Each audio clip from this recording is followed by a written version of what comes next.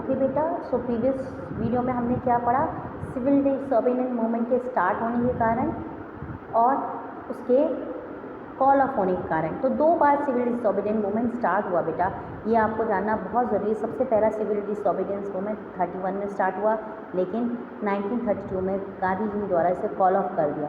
लेकिन जब गांधी जी ने देखा कि लगातार कांग्रेस का को अरेस्ट किए जा रहे हैं, लीडर्स को, कांग्रेस को इलीगल किया जा रहा है, बहुत सारे नेताओं को छोड़ा नहीं जा रहा, तो अगेन उन्होंने क्या किया, दोबारा से second civil disobedience movement start किया 1932 में, और वो फिर लेकिन अगेन 1934 में कॉल ऑफ कर दिया गया। यानी 2 बार सिविल डिसोबीडियंस को स्टार्ट और कॉल ऑफ किया गया। इसके बाद क्या हुआ बेटा, वो टॉपिक हम इस वीडियो में देखेंगे। सो नेक्स्ट टॉपिक है जैसे how participant saw the movement. तो बेटा जैसे हमने NCM नॉन कॉपरेशन मूवमेंट देखा था और देखा था कैसे डिफरेंट लोगों ने उसमें पार्टिसिपेशन किया था, क्यों किया था, वैसे ही जब CDM civil disobedience movement start हुआ तो किन लोगों ने इस मूवमेंट को में पार्ट लिया और किन किन लोगों का इसमें कंट्रीब्यूशन रहा, ये बताइए इस टॉपिक में हम बता। हाँ मैम आइए। Okay, so let us now look the different social group that participated in civil disobedience movement. Why did they join the movement? What was their idols? And what did Swaraj mean for them? Okay?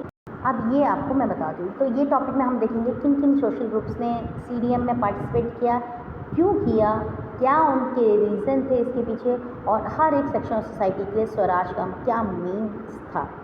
तो let's begin. सो बेटा in the country side यानी गाँव में रहने वाले लोगों ने, rich pigeon जो कम्युनिटी थी उस समय, लाइक जो गुजरात के पट्टीदार थे या उत्तर प्रदेश के जो जज थे, were active in this movement. यानी आप देखेंगे जो गुजरात एंड उत्तर प्रदेश के जज थे उन्होंने इस मूवमेंट में बहुत एक्टिवली पार्ट किया। Big producer of commercial crop, they were very hard hit by the trade depression and falling price. As I told you 1926 से लेकर 30 के बीच में बहुत ज़्यादा इकोनॉमिक डिप्रेशन आया था, ठीक है। जो फार्मर्स थे उनको जो उनकी क्रॉप्स थी वो भी सेल आउट नहीं हो पा रही थी, और उनके जो क्रॉप्स के प्राइजेस थे लगातार डाउन होते जा रहे थे उनके प्राइजेस, तो और जिसके कारण वो उनकी कंडीशन बहुत ज़्यादा बेकार थी। तो क्योंकि वो कमर्शियल क्रॉप्स का वो ग्रो करते थे, तो सबसे पहले इन लोगों को इसलिए प्रॉब्लम हुई क्योंकि जो इनकम थी इनकी वो डिस्पर्स होती जा रही थी, ठीक है, और जो है रेवेन्यू पे नहीं कर पा रहे थे जिसकी डिमांड लगातार गवर्नमेंट ऑफिसर्स कर रहे थे। तो आप देखेंगे कि इतनी बुरी इकोनॉमिक डिप्रेशन के सिचुएशन में भी कोई भी रिलैक्सेशन रेवेन्यू में नहीं दी जा रही थी गवर्नमेंट ऑफिसर्स के द्वारा। तो पहला कारण इनका इस मूवमेंट को ज्वाइन करने का यही था, क्योंकि ये अगेंस्ट है ब्रिटिशर्स की इस रेवेन्यू पॉलिसीज के खिलाफ। And they refuse of the government to reduce the revenue demand led to widespread resentment। और जब गवर्नमेंट ने बिल्कुल मना कर दिया कि हम तो रेवेन्यू को नहीं, उसकी जो रेट है उसको डाउन नहीं करेंगे, उसको रेवेन्यू रिड्यूस नहीं करेंगे, तो ज़्यादा इस मोमेंट को हवा मिल गई। The rich peasant become enthusiastic support of CDM, organizing their community at the time of forcing reluctant member to participate in the boycott program। तो इसीलिए जो रिच पीजेंट्स थे उन्होंने अपने जितने कम्युनिटी के लोग थे उनको इकट्ठा करके उनकी कमेटी बनाई और बार बार उनको प्रेशराइज किया कि वो इस मूवमेंट में पार्टिसिपेट करें, और जो भी महात्मा गांधी जी के द्वारा बाइकॉटिक प्रोग्राम चल रहा है, जो फॉरेन गुड्स का बाइकॉट, लिकर शॉप का पिकिंग हो रही है, उसमें ये कंट्रीब्यूट करें। For them, the fight for Swaraj is struggle for against high revenue, but they were deeply disappointed when Mahatma Gandhi called off this movement in 1931 without the revenue rate being revised. So when Mahatma Gandhi restarted in 1932 में this movement, they refused to participate. Obviously, starting में जब इन्होंने 1931 में CDM Mahatma Gandhi के द्वारा start किया गया था बेटा, तो उस समय इन्होंने इस मूवमेंट को ज्वाइन क्यों किया, ताकि इनके रेवेन्यूज़ की जो रेट है उसको रिडक्शन मिले। बट और एंथुजियास्टिकली बहुत बड़े ह्यूज अमाउंट में लोगों ने इसको सपोर्ट भी किया। लेकिन जब 1931 में महात्मा गांधी ने बिना रेट रिवाइज्ड हुए इस मूवमेंट को कॉल ऑफ कर दिया, तो महात्मा गांधी द्वारा जब दोबारा से 1932 में सिविल डिसोबीडियंस मूवमेंट स्टार्ट हुआ तो इन्होंने बिल्कुल भी इसमें कंट्रीब्यूशन या बिल्कुल भी पार्टिसिपेशन नहीं किया, क्योंकि वे बहुत ज़्यादा डिसअपॉइंटेड थे कि महात्मा गांधी जी ने बिना उनके डिमांड्स फुलफिल हुए इस मूवमेंट को क्या किया, कॉल ऑफ कर दिया। Okay, so the poor peasantry were not just interested in the lowering of the revenue demands. Many of them were small tenant cultivator land and they had rented from landlord. As the depression continued, the cash income dwindled. The small farmer found difficult to pay their rent. They wanted unpaid rent to the landlord to be remitted. They joined the variety of radical movements, often led by socialists and communists.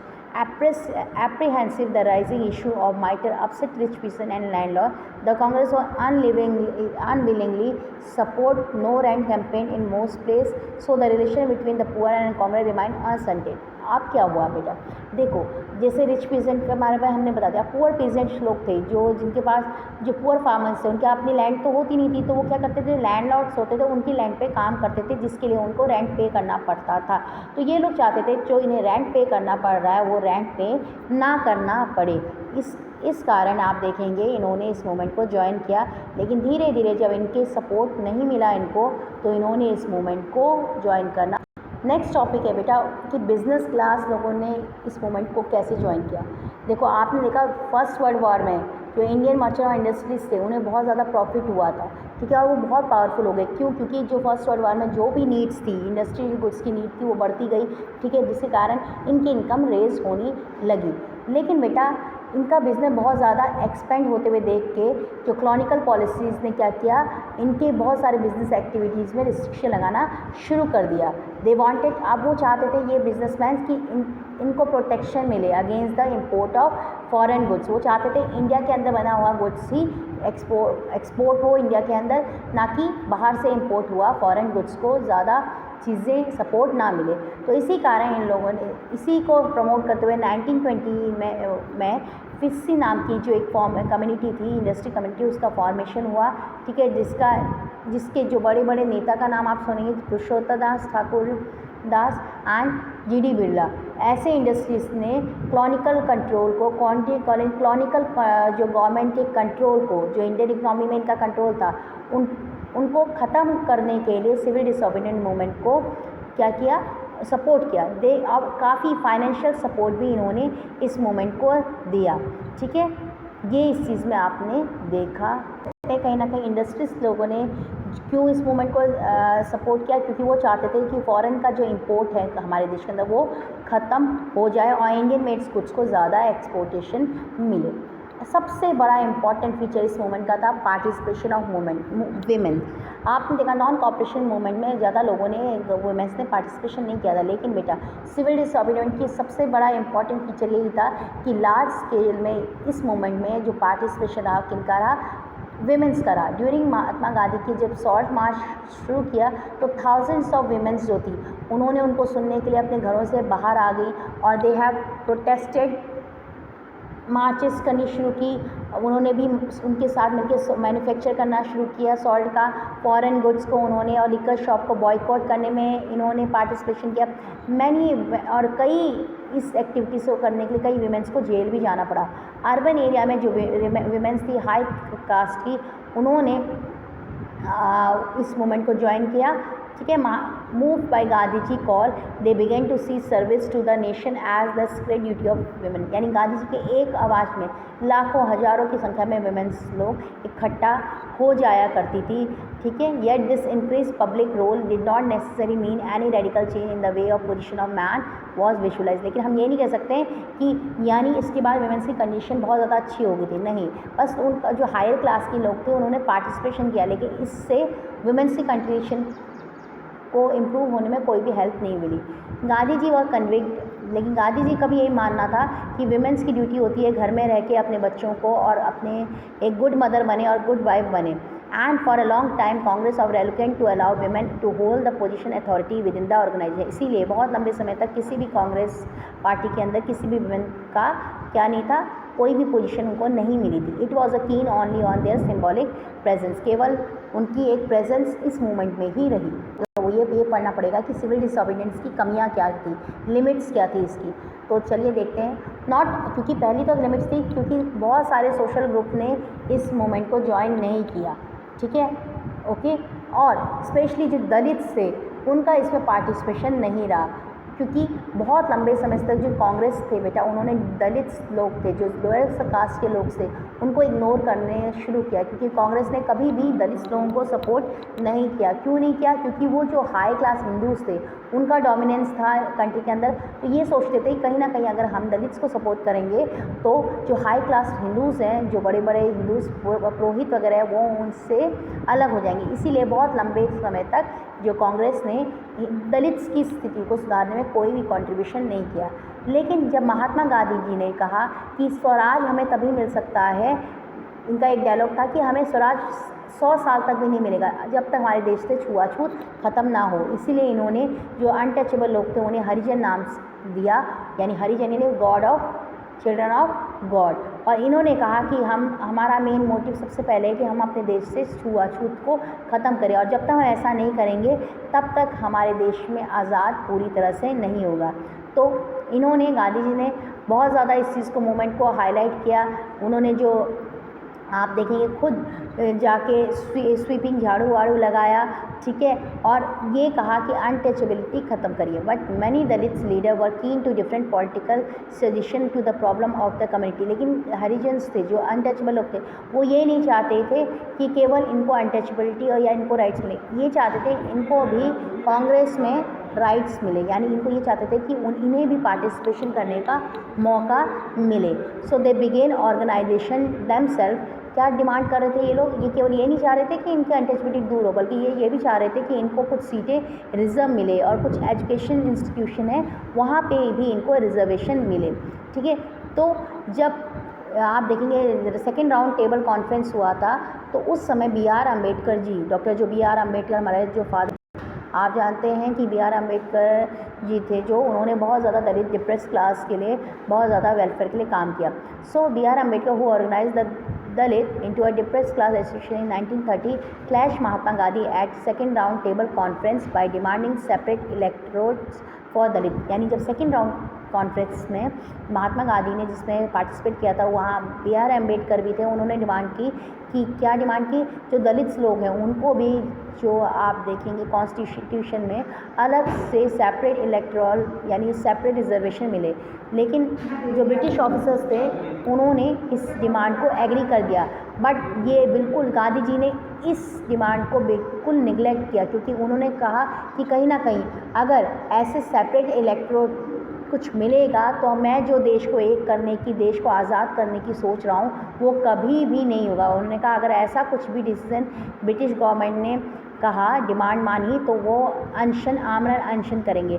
He believe that separate electoral for Delhi would slow down the process of integration. तो वो कहते थे अगर ऐसा separate electorate कुछ मिला तो कहीं ना कहीं हमारे देश का जो एकता करने की, आज़ाद करने की हम कोशिश कर रहे हैं, देश की एकता कभी भी नहीं हो सकती। सो अम्बेडकर अल्टीमेटली एक्सेप्ट गांधी जी, लेकिन अम्बेडकर ने इस चीज़ को समझा और उन्हें गांधी जी की जो पोजीशन को, जो भी डिमांड थी, उसको एक्सेप्ट किया।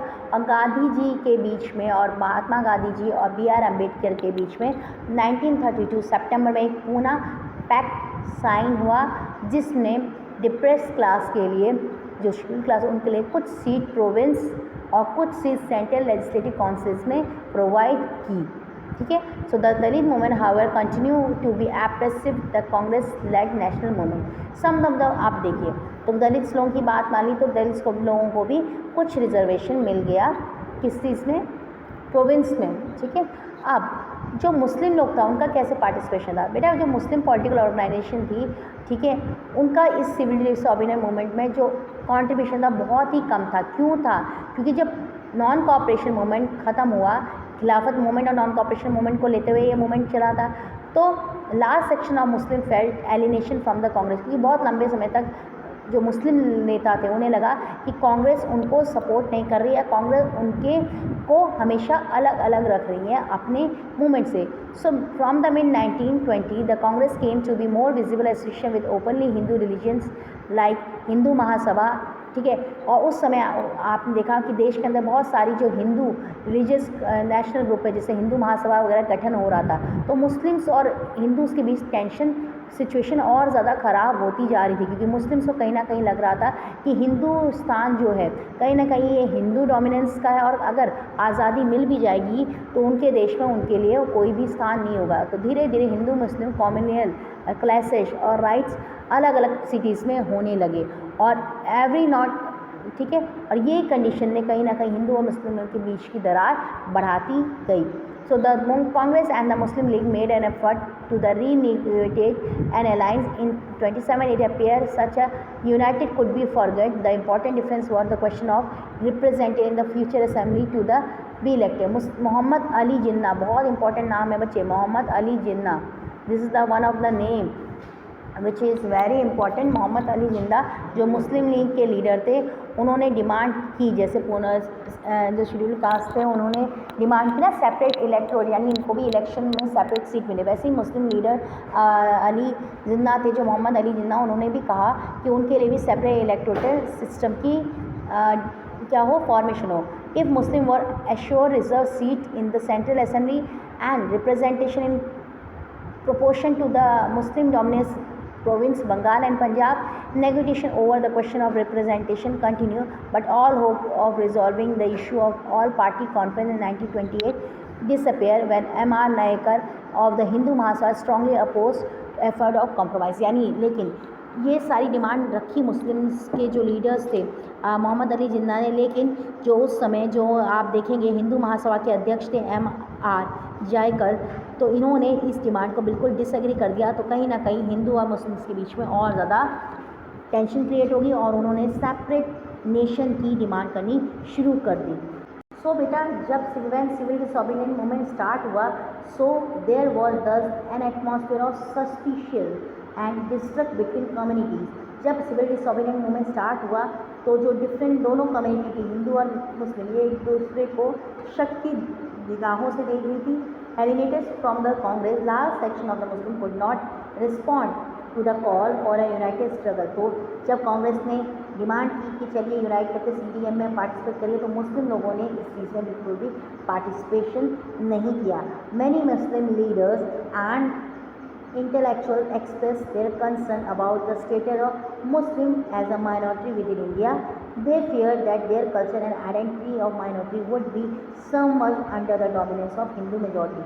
इसीलिए इन लोगों ने पार्टिसिपेट नहीं किया, और कहीं ना कहीं बहुत सारे जो मुस्लिम लीडर्स थे वो अपने आप को माइनॉरिटीज़ मानते थे इंडिया में, क्योंकि इनकी संख्या कम थी, और इन्हें डर था कहीं ना कहीं समय के साथ साथ अगर देश आज़ाद होता है तो कहीं ना कहीं हिंदू डोमिनेंस का जो है, हिंदू का जो मेजॉरिटी का डोमिनेंस है, उनके कल्चर और उनकी आइडेंटिटीज़ को ख़त्म ना करें। तो यही सारा रीज़न था जो जिसके कारण मुस्लिम लोगों ने का कॉन्ट्रीब्यूशन बिल्कुल नहीं रहा सिविल डिसोबीडियंट मूवमेंट में। ओके।